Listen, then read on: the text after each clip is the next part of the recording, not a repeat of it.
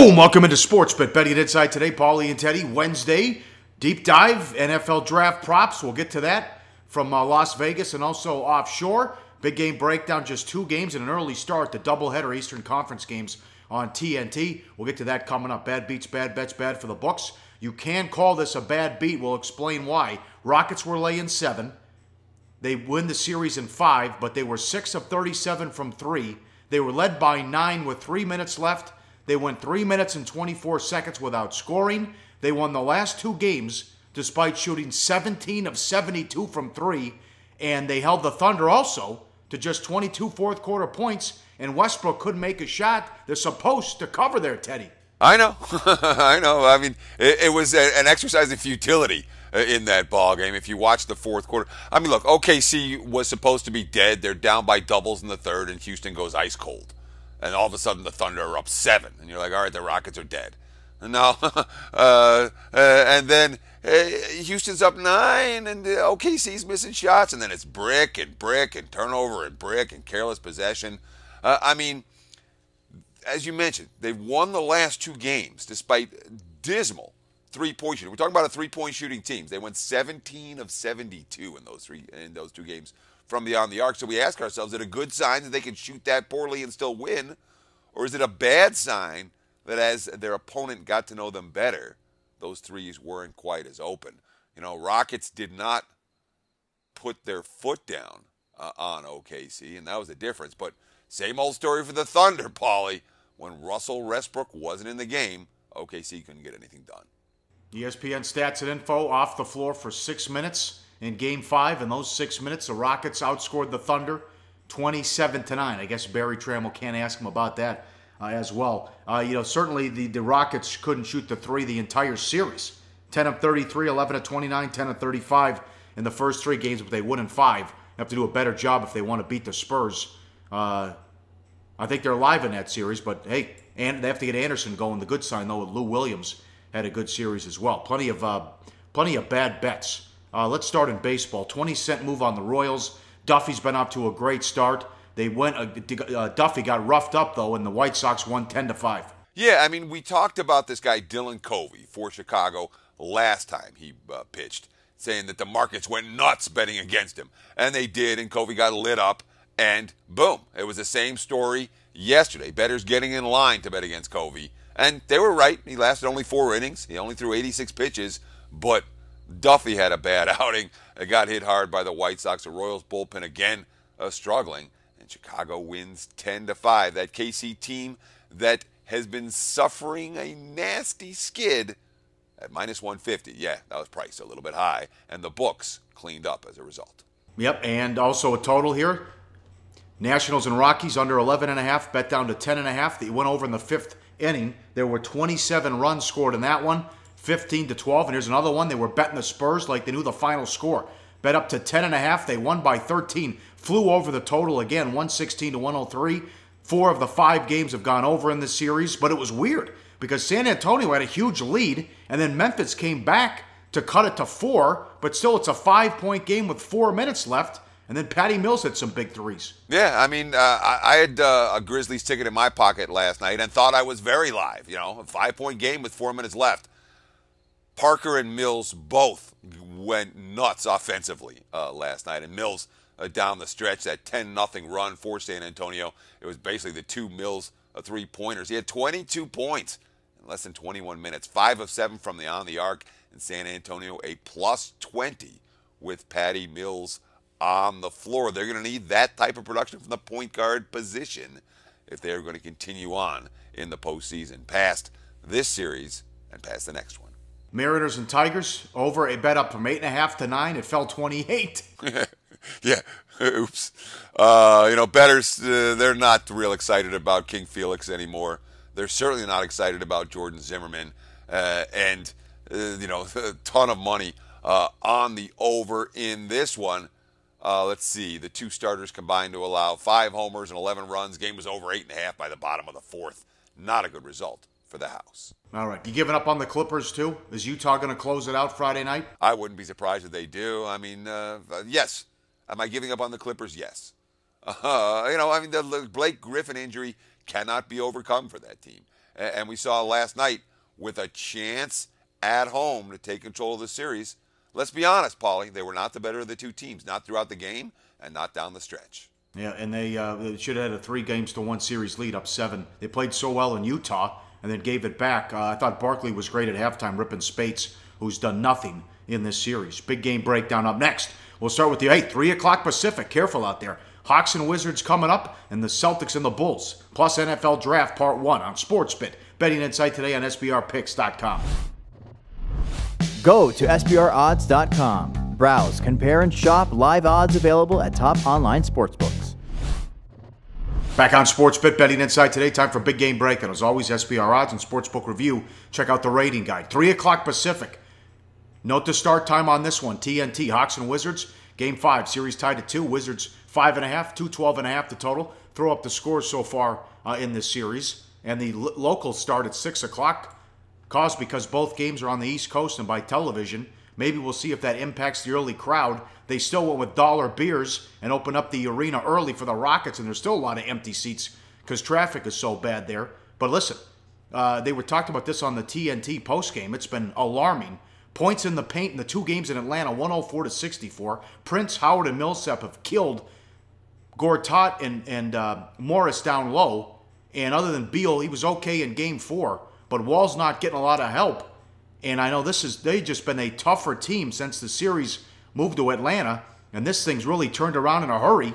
We'll see what the Wizards are made of coming up here, Teddy. But, when Morris called out Millsap, that didn't work out. Called him a crybaby. And he's been great in the last 2 games. Yeah, smart move. Yeah, call out the opposing team's best player. Well done. But, look, Washington blamed that Game 3 loss on missing open looks, and they missed a ton of them. Game 4 was exactly the same. They were getting good shots. Not great shots, but good shots. But, as you mentioned, they were settling for jumpers instead of taking the ball to the basket. They weren't getting the easy buckets in transition. You talked about the points in the paint disparity. Game 4, the Hawks were plus 14 on points in the paint. Let's throw up this graphic. You talk about the 2 starting front courts. This is just Games 3 and Games 4. Atlanta, 96 points compared to 42 for Washington, 60 boards compared to 42 for the Wizards.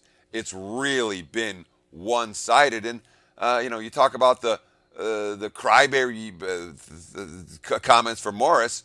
What's Millsap got? 41 points, 20 rebounds in the last 2 games compared to 18 and 10 for Morris. Not a good move.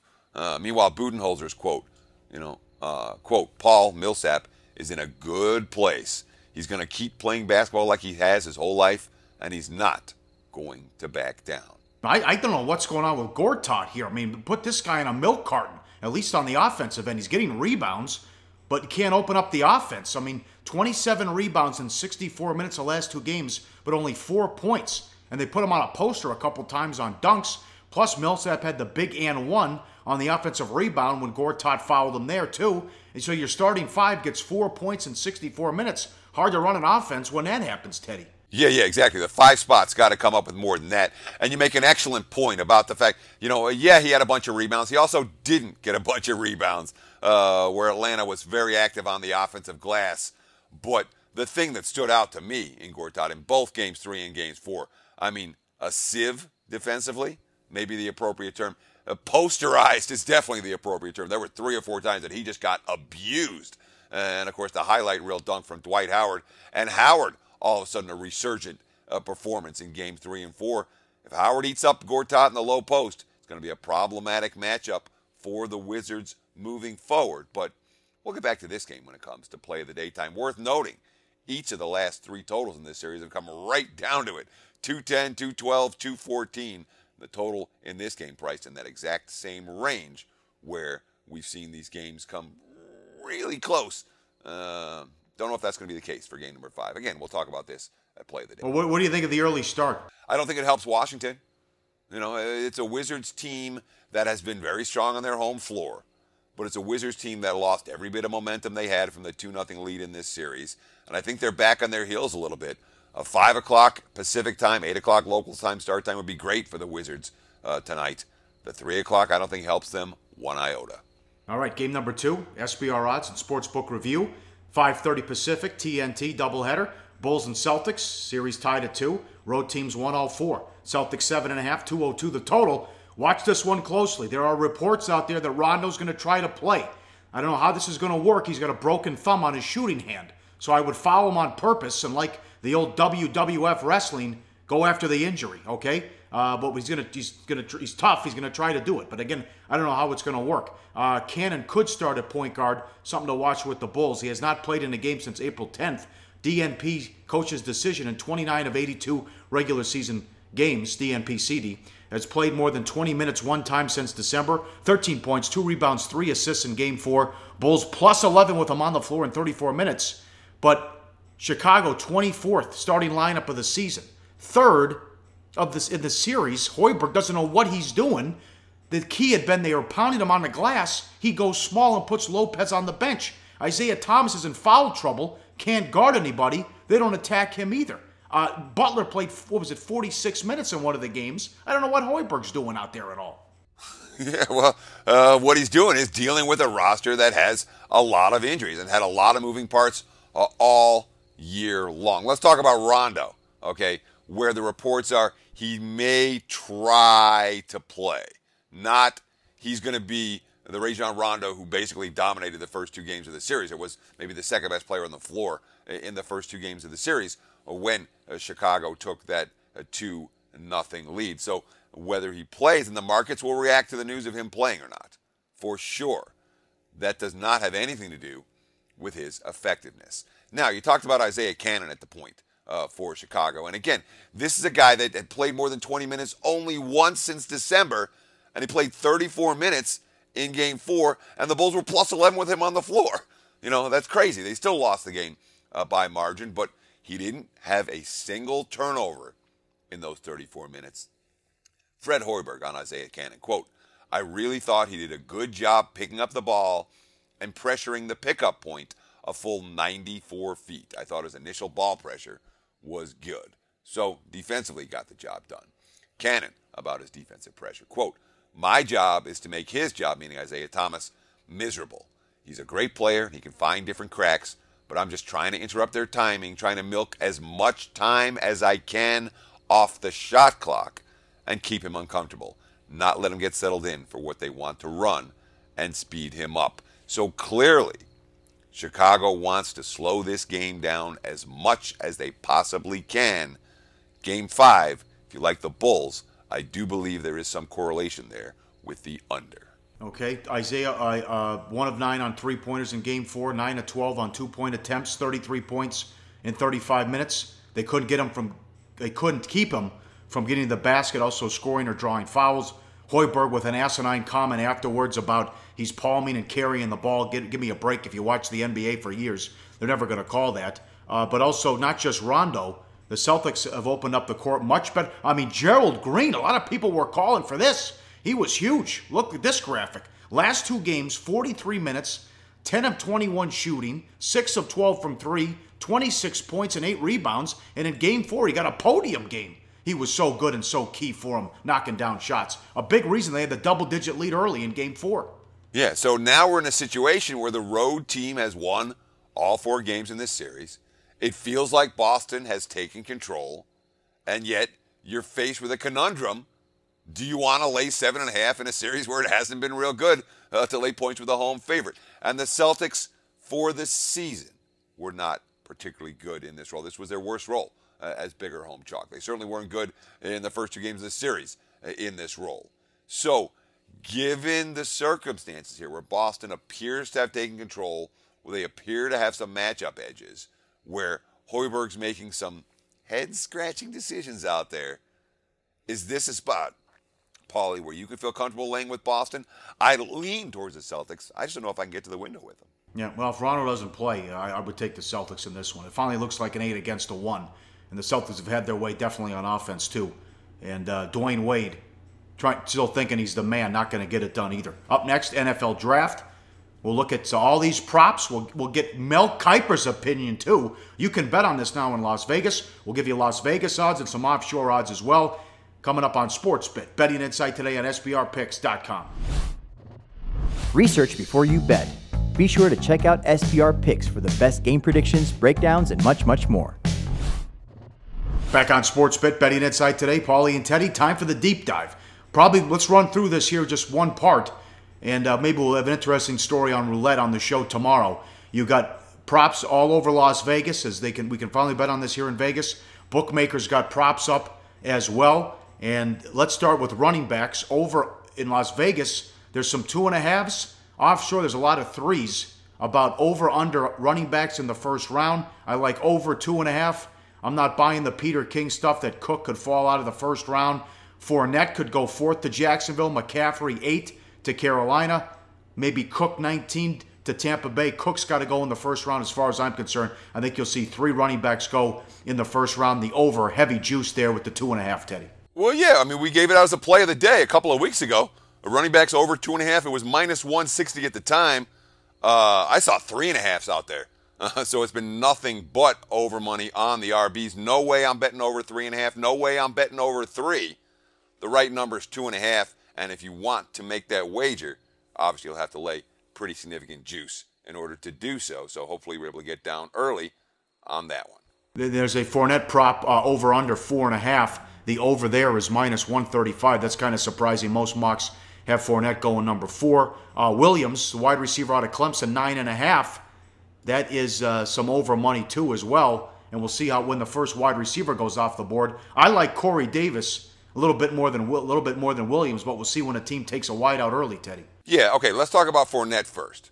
All right, because the over/under, as you mentioned, 4.5 with money on the over. The only way he goes under 4.5 is if the Jags take him at 4. I mean, literally, that's the only chance that has of cashing. Hence the over money. Jacksonville's the only team who can do it. There's talk Jacksonville might deal that away. Who knows it? And of course, when you look at the history of the first-round running backs, shall I do it again? I've done this multiple times. These aren't the old ones. We can go back much further and get many, many more disappointments. I just went through the recent ones. Beanie Wells, Donald Brown, Noshawn Marino, Ryan Matthews, Javid Best, Mark Ingram, C.J. Spiller, Trent Richardson, David Wilson. That's just the last 8 years. Now you say, oh, there have been some good first-round running backs in that time. What do we got? We got Doug Martin. Maybe Zeke Elliott. Can't say that yet. Maybe Melvin Gordon. Can't say that yet. Maybe Todd Gurley. Gurley wasn't good last year. You know, that's 3 maybes, 1 good, and about 20 guys who weren't for first-round pick. The only way I look at Fournette is on the over. Now, when it comes to Williams from Clemson, you know, I think he's the best wide receiver in the draft. I'm with you. I mean, John Ross might be fast. Ron Ross is fast. Obviously, set some ridiculous numbers at the combine. But I think Williams has the better overall skill set, the better overall package. And the reports I've been reading have Corey Davis falling in the draft, a kid out of a Western Michigan who put up some huge numbers in college. So I think Williams is going to be the first of the 3 to get drafted. 9.5. I'm not betting under. Most of these I'm not betting under. There's a bunch more we're going to talk about here. Okay, what do you think of the quarterbacks? Oh, well, in terms of, okay, let's start with Trubisky. You know, what's he, 9.5? Where's the juice on that, Pauly? Yep, 9.5 is over minus, where is it? Minus 230, but don't be surprised if the Browns trade with the Jets and take him at number 6. Yeah, and don't be surprised if they don't, because I don't think the Jets are grabbing him at number 6. And if they don't, the Browns might get him at number 12. Again, Trubisky, the quarterbacks, this is a guy who we've liked, who I do think has some upside for the NFL. But when you're talking about the QBs that get hyped, that don't have the multiple years as a starter in college, the track record is very good. Another guy who at 9.5, I could only bet over on Trubisky. I would be surprised if he goes before pick number 10. All right, I still think we'll see over 3.5 quarterbacks go as well. That's almost $2 take back. Over 3.5. Peter King thinks someone will trade into the first round and take Webb. Who knows where Kaiser's going to go? And I think Arizona will take Mahomes at 13 as well as his stock continues to go up. McCaffrey's at 8.5, also with the running backs, minus 170. I think Carolina takes him at 8. Be careful there. How about Reddick, the linebacker out of Temple? Okay, we got. I mean, you're throwing stuff at me, man. Quick hitters. All right, boom. We didn't get to Deshaun Watson, by the way. Don't forget, we got to talk about him. But McCaffrey, I don't think he goes before number 8 at with Carolina. And if the Panthers don't take him, that's not going to cash. You know, the under's not going to cash. So it's another situation where I have to look over on a running back, regardless of his skill set. What was the other guy you were asking me about? Oh, the kid out of Temple, Reddick. Yeah. I mean, he's been a real riser. This is a guy who, like 2 weeks ago, you look back and they're saying, oh, maybe late first round, early second round, and then the latest mock drafts you're seeing linked as high as number 13 for Arizona. But again, the guys who a couple of weeks ago were projected as late first, late first, early second, I'm not betting under 17.5 on him getting picked. I know he's a stud. I know he's got a game. But in general, and one last point about all these mock drafts and all that. Remember, this may be the single most important point that we make. All right. As a bettor, we get graded on results. Mel Kiper does not get graded on results. Todd McShay does not get graded on results. None of the guys who analyze draft choices get graded on results. They get graded on producing content. They have to get hits. They have to get views. They have to sell advertising. And then you have the better GMs who kind of play the media like a drum a little bit, you know? Not hard to send out the false rumors to influence the other team's potential draft choices, influence trades, etc., etc. So don't buy the hype necessarily on what these guys are saying. The later draft projections tend to be better than the early ones, but those guys aren't getting graded on results. If you're betting on these, obviously, you will get graded on results. Long story short, I don't want Reddick under 17.5. I can only take him over. All right, Brent Musburger asked Mel Kiper his thoughts on some of these props in Vegas. Mel likes over 4.5 Alabama players in the first round and over 10.5 SEC players in the first round. In that one, he has 11, and he has 5 Bama guys going. He also likes, he was 3.5. He changed his mock a few times at the quarterbacks. One was 4, one was 3 as well. We've also seen some sharp money, too. We've seen 2 big moves. Wide receivers under 3.5 in the first round, unders minus 320. And also the South Point put up a prop. Will a kicker go in rounds 1 through 3? First kicker selected. Rounds 1 through 3 or rounds 4 through 7. A $10,000 bet and nothing but sharp money on rounds 4 through 7. That is now almost $4. And deservedly so after what we saw last year with Tampa Bay. Let's start with Alabama, okay? Jonathan Allen, virtual lock. O.J. Howard, virtual first-round lock. Reuben Foster, virtual first-round lock. Cam Robinson, virtual first-round lock. You're betting over 4.5 on Bama. I don't think Ryan Anderson or Tim Williams. You know, we're talking about second rounder or later. So basically, you're betting over 4.5 on Alabama. You're rooting for Marlon Humphrey to be drafted in the first round. He is the X factor with that particular wager. Then we talk about some of the stuff like the wide receivers, 3.5 under minus 1. What is it? Under minus 320. Of course, there isn't a fourth receiver that's going to get drafted in the first round. You know, you've got the 3 that are, you know, no question, no doubt. There's no fourth. Zay Jones, or the kid out of East Carolina, is not getting there. Juju Smith-Schuster, he's not a first-round pick.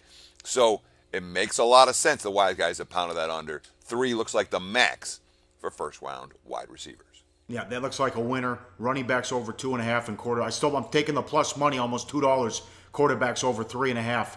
I think someone's going to trade up and take Webb. I agree with Peter King on that one. Good job there. Long, but there was a lot to go over and a lot to cover. Money time, play of the day. Betting number 709-710. Washington, Atlanta over 212.5. I think it'll be a track meet in this one, and the Wizards will knock down some shots. And Charles Barkley always says it, and I agree with him. These guys in the supporting cast and bench players always do a better job in home games. So I think Morris and Gortat rebound, and we get a nice effort out of the Wizards and get a high-scoring game. Remember, as Teddy said earlier, a lot of these games coming close right around the number. Let's get this one up and over the total. We had the 5-and-1 run. Gave a little bit of that back the last couple days over Atlanta and Washington. All right, big game coming up on Thursday. Big card as well. MLB day games. A roulette story you don't want to miss as well. Interesting story what millennials are doing with roulette. That's coming up Thursday on SportsBit. Betting Insight today on SBRPicks.com.